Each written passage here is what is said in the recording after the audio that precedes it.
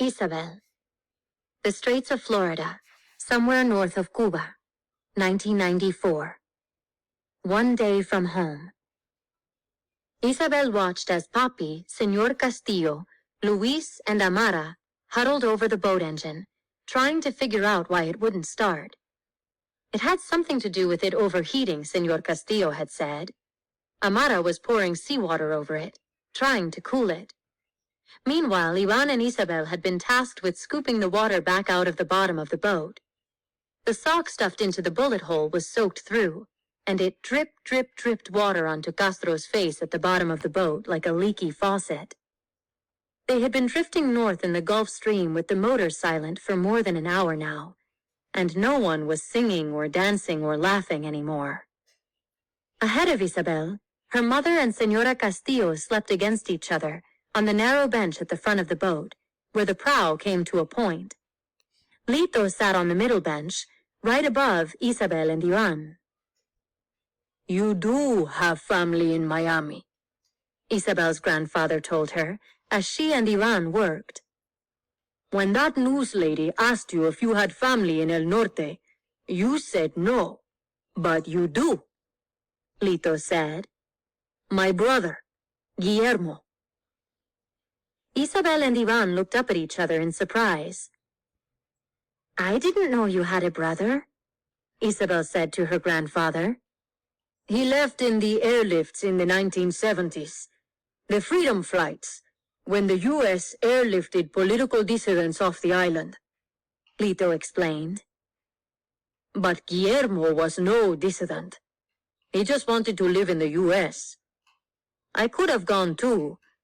I was a police officer once, like Luis and Amara. Did you know that? Back before Castro, when Batista was president." Isabel knew that, and that Lito had lost his job during the revolution and been sent to cut cane in the fields instead. "I could have pulled strings," Lito said. "Called in favors, gotten me and your grandmother off the island."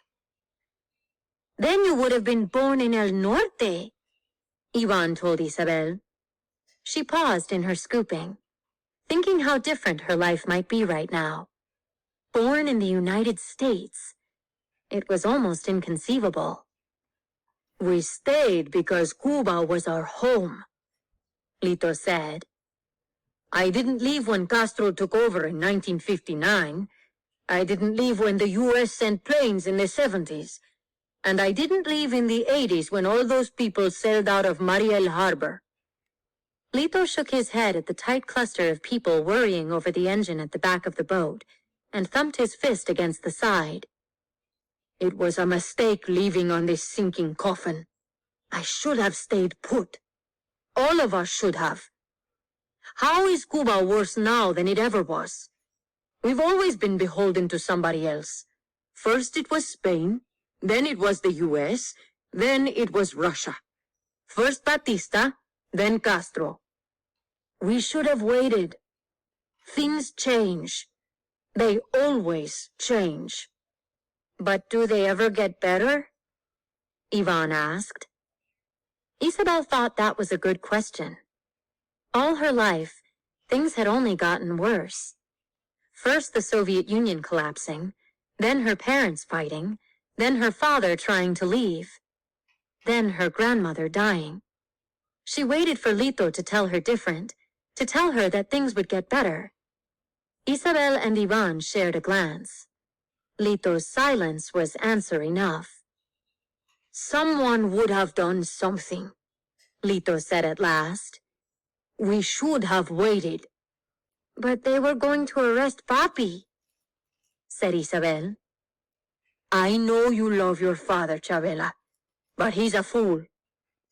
Isabel's cheeks burned hot with anger and embarrassment. She loved Lito, but she loved her Papi too, and she hated to hear Lito say bad things about him. But even worse, he was saying these things in front of her best friend. She glanced quickly at Ivan. He kept his eyes on his work, pretending not to have heard. But they were right at Lito's feet. He could hear everything. And Lito wasn't finished. He's risking his life for this. He's risking your life, and your mother's life, and his unborn child's life. And for what? Lito asked. He doesn't even know. He can't say. Ask him why he wants to go to the States, and all he can say is freedom. That's not a plan. How is he going to put a roof over your head and food on your table any better than he did in Cuba? Lito raised his eyebrows at Isabel. He's taking you away from who you are. What you are. How are you ever going to learn to count clave in Miami? The U.S. has no soul. In Havana, you would have learned it without even trying. Clave is the hidden heartbeat of the people, beneath whatever song Batista or Castro is playing. Oh, hush, Papi, Isabel's mother said sleepily. She had been awake enough to hear them after all, at least the last part. Miami is just North Cuba. Mommy shifted and went back to sleep, but Isabel worried that Lito was right.